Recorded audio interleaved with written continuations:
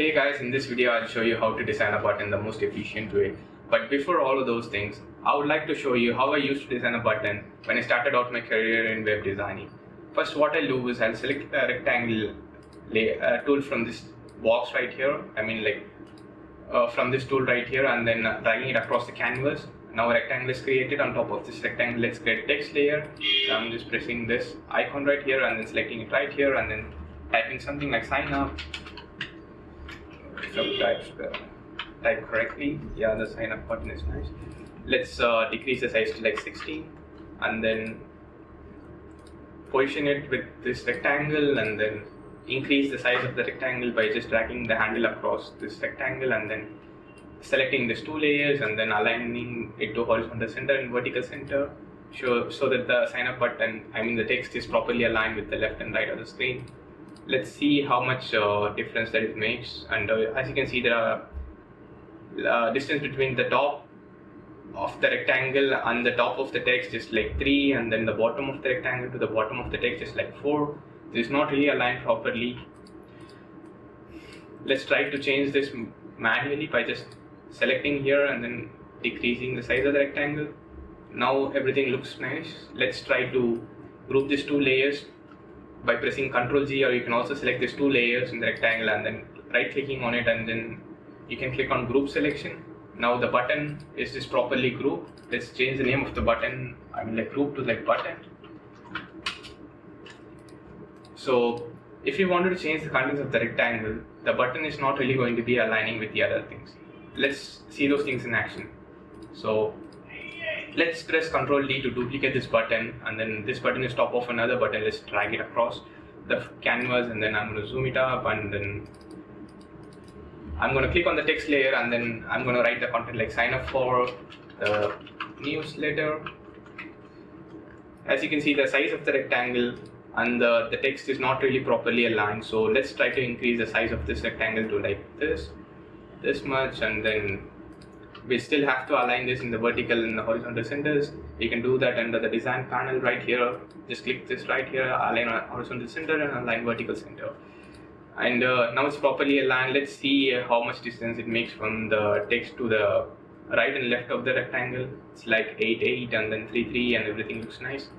It's already grouped, so let's change the group name to like button to button 2 for our convenience. And if you're just trying to do this kinds of approach, I just wanted to let you know that this is a bad approach, because you have to manually adjust the position of the rectangle, and you have to give proper alignment properties and stuff, and every single time you have to do this. So in my opinion, this is not the best approach. So you may ask, what is the best approach? I'll show you how. But before that, I'll just delete these two buttons, and then I'm going to create a text layer by pressing T, or you can also click this icon right here and then clicking on the canvas and then typing like sign up. Okay, the text is now created. Let's try to make it as an auto layout. But I'm going to right click on this layer, and then I'm going to press Shift plus A, or you can also click on this add auto layout. It brings you auto layout stuff. So as you can see, the auto layout properties are now visible, and let's try to change the fill to like white. Let's give it some, white looks nice. And let's try to give some stroke, and then we'll give it a red color stroke. And now the button is created. As you can see, the alignment properties is really nice. Everything is like 10, 10, 10, 10. The distance between the left, top, right and center padding is really aligned properly, and the text is proper.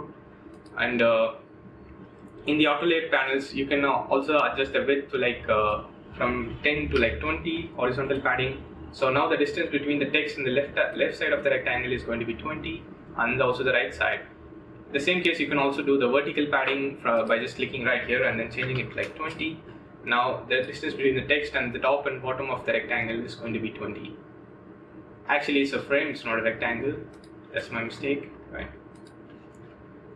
You may ask, what is this auto layout and how to use this auto layout properly? Auto layout is nothing but wrapping the text element, in our case, with a div block and giving it proper flex properties and alignment properties and padding properties. So I have already explained what horizontal padding and what vertical padding is. Let's check out what horizontal gap between items is. So if you have a text and then you wanted to duplicate, let's duplicate this text. Now we have another text inside this frame. Let's see what the distance between these two texts are. I'm going to select this text and then pressing Alt and then selecting the other text. I mean like hovering over the other text.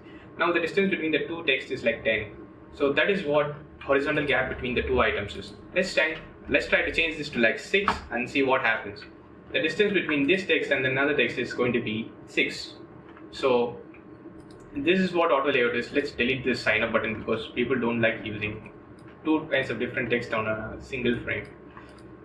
In order to spice things up, I'm going to change this in the form of components by pressing by clicking on this frame and then right clicking on it, and you can see this option right here, create component. You can also press the keyboard shortcut like Ctrl Alt K.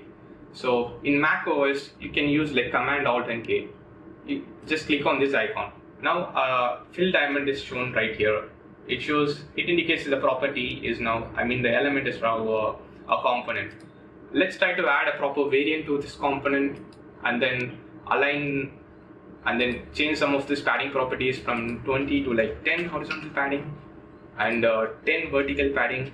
Let's try to change the fill color from white to purple and then change the text color from black to like red. Red looks so much bad. Our opinion, blue, yellow. Okay, this is really complementing up with this color, and this is a variant and this is a variant, and as you can see in the panel right here, you can see this thing right. If you can able to click this icon, you can see the variant name right here. You can just adjust this thing to like whatever name you want, the property one and the variant name. You may ask, what is a component? Components are nothing but a reusable elements. For suppose if you have a website and you have a bunch of buttons to be like 1 or 2 buttons that you wanted to use it again and again, you can just try to create it in the form of component and an instance, and then you can just dragging and dropping it across the canvas and do stuff from there. That's just pretty easy. Let's try to name this as default. I don't want to name this as default. Let's create this like state 1, I guess, because this is going to be the state 1 and this is going to be the state 2. So let's create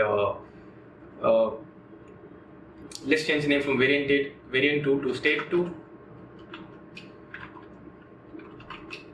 Now I have given proper naming conventions from this to this. Like the first one is going to be called as state 1 and the second one is going to be as state 2.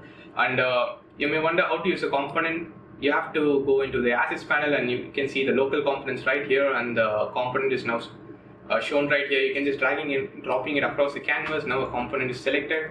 You can able to see the properties and state that we have given. Now right now it is on the default state, which is the state 1. Let's try to change the state from state 1 to state 2 and see what happens. As you can see, the state just changes from its default position to state 2. Let's try to add additional properties into it. We're just going to click on the text layer. No, not just do this in instance. Let's do this in the component itself. I'm going to click on the text layer and then go into the text properties. You can see right here in the contents, and you can able to see create a property right here. We're going to click on this,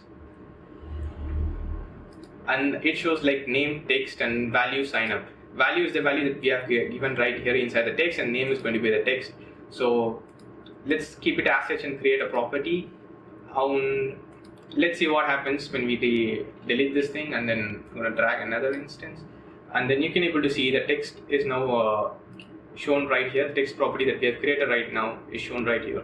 Let's try to change the contents from sign up to sign up for the newsletter.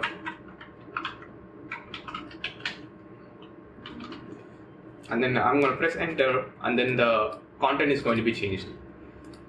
Let's try to do additional steps for this component. Let's try to click on this element, and then I'm going to click on this Boolean properties under layer sections inside the design panel. Let's click on this and see what happens.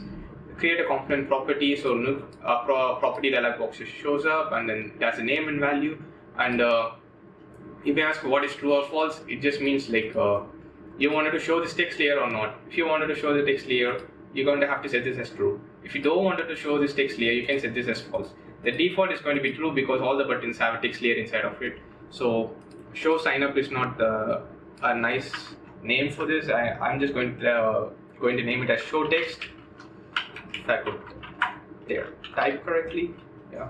I'm going to name it as show text, and then the property is going to be true by default. Let's create a property and then click on this, and then a show text property is now shown. If you wanted to disable this text, you can just hide the text by clicking on this icon, and then the text is getting hidden from the rectangle or a frame. If you wanted to add additional properties like creating an icon and then placing it right here, we can also do those things. Let's first go into the plugins, and then I'm going to select the material design icons. If it is not visible right here, you have to go ahead and the search box and type for material, and then you'll find something like this, and then click right here and then click run, and then a material dialog box just pops up like this. Let's try to search for an icon named arrow. Let's see what comes. I'm going to press enter, and then arrow icon just shows up. Let's try to create this. Let's try to drag this too, and why not just do this? I don't want this. Let's create this. I have 3 different icons right now, and the layers panel you can see that each one of those icons is in a different frame. So let's try to make it as a component by just selecting it. I'm going to place it separately. Select the frame and then dragging it across 1, 2, and 3.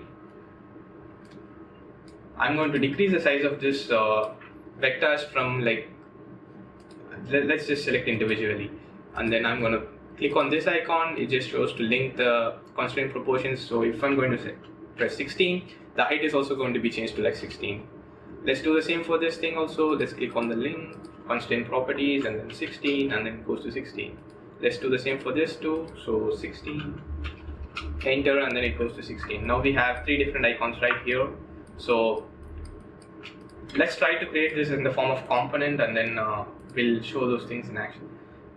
Let's right click on this, and then you can see this option right here, create a component. And now this is created as a component. Let's create this as a component, creating this as a component, and then right click on the third vector, and then right clicking on here, I'm in the frame, and then create a component. Now the 3 components are ready for us. You can see in the assets panel, you can browse these 3 things, and then let's try to launch it from the assets panel. So arrow is now an instance of arrow is created. Let's try to place this inside this. Let's try to place this inside the component layer, and then see what happens. Nothing really happens right now. Why? Oh, sorry. I'm just creating this in the instance. Let's do this inside the component, and then now the arrow is right here in the component. Let's try to add another arrow. Let's copy and paste this right here, and then I'm going to select this layer and then pressing the Control V. So to make this visible, we're just going to increase the size of this component frame and then dragging and dropping it. So we have this icon right here. We just wanted to do is we have to click on this text layer, and then you can see a property like in the layer panel. If you wanted to show this icon or you don't want to show this icon, it's going to be visible right here. Let's just select this this add apply boolean properties and create a property, and then you can see a bunch of name and a value right here, which just tells you whether you want to show this icon or not. The value is true, which is default, and you can also set this to false. I'm going to set this to false by default because I don't want it to show the button every single time. I wanted to only show this whenever I need it. So let's change the name to show icons, and then create a property, and then if you can able to drag an instance of this button, you can also see that the button is not visible. But after I click on show icons property, you can see this thing visible right here. If I want to disable this, you can disable this. If I wanted to enable this, you can enable this, and vice versa. So let's try to change the instance property. If I wanted to change the button from this one to this one, I can also do those things. Let's see how to do those things in action. So let's click on the button, and then let's click on this variant right here, and then you might see a property right here, create instance swap property. What is this, you may ask? this is how we change the buttons from one SVG to another SVG. So let's click on this, create a property, and then the default is shown right here, which is this icon right here. We just add another set of icons like arrow top right and then arrow left, and then it is named as instance, and then the value is keyboard arrow right. So let's change this to like change icons, if I could type correctly. Yeah, I have created this property known as change icons. Now let's drag and drop the button right here, and then change the state from state 1 to state 2. You can see this button right here, and you can able to see change the icons is visible right here. Let's try to change this from this layer to this one. As you can see, the buttons is automatically changed. So if you really wanted to design a button this way, this is going to save you a lot of time and effort. So that's it for today, guys. If you enjoyed this video, make sure to like, share and subscribe. Thanks for watching.